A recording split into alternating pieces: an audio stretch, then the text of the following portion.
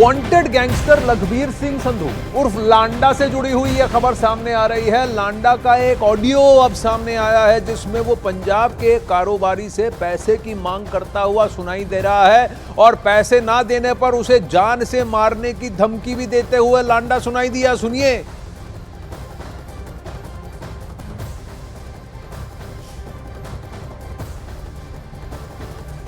तो ये एक ऑडियो सामने आया है। इस ऑडियो को हम यहां नेटवर्क पर अभी चला नहीं रहे, लेकिन उसमें गैंगस्टर लांडा पंजाब के एक बिजनेसमैन को धमकी भी देता हुआ, वसूली की मांग करता हुआ और रुपए ना देने पर जान से मारने की धमकी भी देता हुआ सुनाई दे रहा है। ये लखबीर लांडा है, ये उसकी तस्वीर है, ये वांटेड है, खालिस्तानी है, एजेंडा इनका चलाता है और ये इन दो गैंग्स में से एक ग्रुप्स में से इसमें इसकी शिरकत है और यही इनका एजेंडा है। डराओ, धमकाओ, पैसे ऐंठो, इस पैसे को घुमाओ, ड्रग्स में लगाओ, आर्म्स का धंधा करो। ये पूरा धंधा है, एक बहुत बड़ा गोरख धंधा है।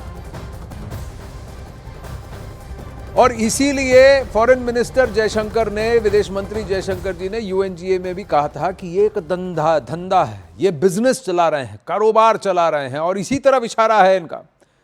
उधर खबर यह है कि 20 सितंबर को कनाडा में मारा गया अर्श डल्ला का करीबी सुखदूल डुनेके सुक्खा हमलावरों के निशाने पर था ही नहीं। खुफिया एजेंसियों के सूत्रों ने दावा किया है कि हमलावर सुक्खा को नहीं बल्कि अर्शदीप डल्ला को मारने पहुंचे थे और यह विनिपेग में हुआ था, जिसे मारने के लिए हमलावरों ने पूरी तैयारी भी कर ली थी और एक नहीं दो प्लान बने हुए थे और उन्हें इस बात की जानकारी थी कि अर्शदीप डल्ला और कहीं नहीं बल्कि सुखदूल सिंह उर्फ सुक्खा के घर पर मौजूद था, जिसे वो एक सेफ हाउस की तरह इस्तेमाल कर रहा था और दावा यह है कि इस सेफ हाउस को अर्शदीप डल्ला ने ही चुना था।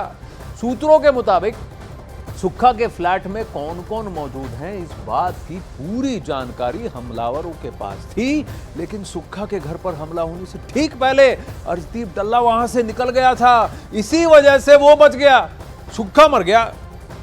हमलावरों का मेन टारगेट अर्शदीप डल्ला था, ये अब खबर आ रही है, लेकिन अर्शदीप डल्ला को नहीं पता था कि हमलावर एक नहीं बल्कि दो प्लान बनाकर आए थे। दावा यह है कि हमलावर प्लान ए के तहत अर्शदीप डल्ला को ठिकाने लगाने वाले थे, लेकिन प्लान बी था कि डल्ला बच गया तो सुक्खा को ठोकने, ये बनाया गया था।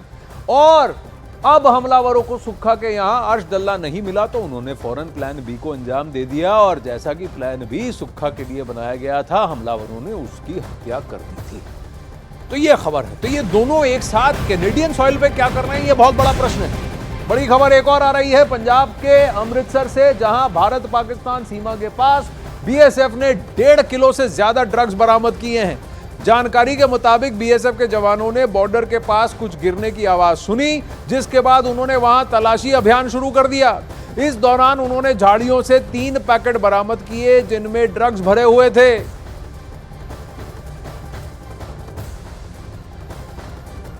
देख लीजिए, बैग एक फुटबॉल क्लब का यूज करके उसके अंदर ड्रग्स डाल के ड्रॉप कर रहे हैं। वहीं बॉर्डर पार से ही आ रहे हैं ये ड्रग्स हमारे देश के अंदर और इसके साथ साथ ये पूरा मलाल बहुत बड़ा धंधा है। ये बार बार इसी को कहने की कोशिश कर रहे हैं इंटेलिजेंसीज और भारत सरकार भी कह रही है, फॉरेन मिनिस्टर जयशंकर भी यही कह रहे हैं, ये सब इनके लिए धंधा है, कोई आइडियोलॉजी नहीं है, सिर्फ धंधा है।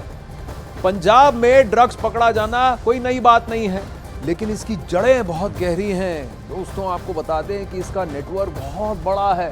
कल ही हमने आपको ड्रग्स नेटवर्क से खालिस्तानियों की मदद की पूरी कहानी बताई थी, जो आज सच होती दिख रही है। इसलिए आज इसे एक बार फिर समझना आवश्यक है। सूत्रों के हवाले से खबर यह है कि कनाडा में बैठे खालिस्तानियों की मदद पाकिस्तान और उनकी खुफिया एजेंसी आईएसआई करती है। इनकी मदद से ये खालिस्तानी क्या करते हैं, आतंकी ड्रग्स की तस्करी पंजाब में करते हैं। या तो ये बॉर्डर पार ह्यूमन आता है आदमियों की तरफ, या फिर वहां से कंटेनर कंसाइनमेंट में आता है, या फिर ड्रोन का इस्तेमाल होता है, घुसपैठ की जाती है तो कभी ड्रोन का प्रयोग किया जाता है। देखिए, ड्रोन से ये ड्रॉप पंजाब में होता है। आज भी अभी बीएसएफ ने मार गिराया, पकड़ा है। पंजाब में ड्रग्स कारोबार से पैसे जुटाए जाते हैं और फिर वहां की सोसाइटी के अंदर आप देखिए इस जहर को फैलाया भी जा रहा है। यही पैसे कनाडा में बैठे खालिस्तानियों तक पहुंचते हैं और इन पैसों का इस्तेमाल कर खालिस्तानी भारत के खिलाफ प्रोपेगेंडा चलाते हैं, यानी कि हमारे समाज को खराब कर इस जहर को फैलाकर यहीं से पैसे घुमाकर इन पैसों को भारत के खिलाफ एजेंडा के लिए इस्तेमाल करते हैं। ये खालिस्तानी ऐसी साजिश रच रहे हैं।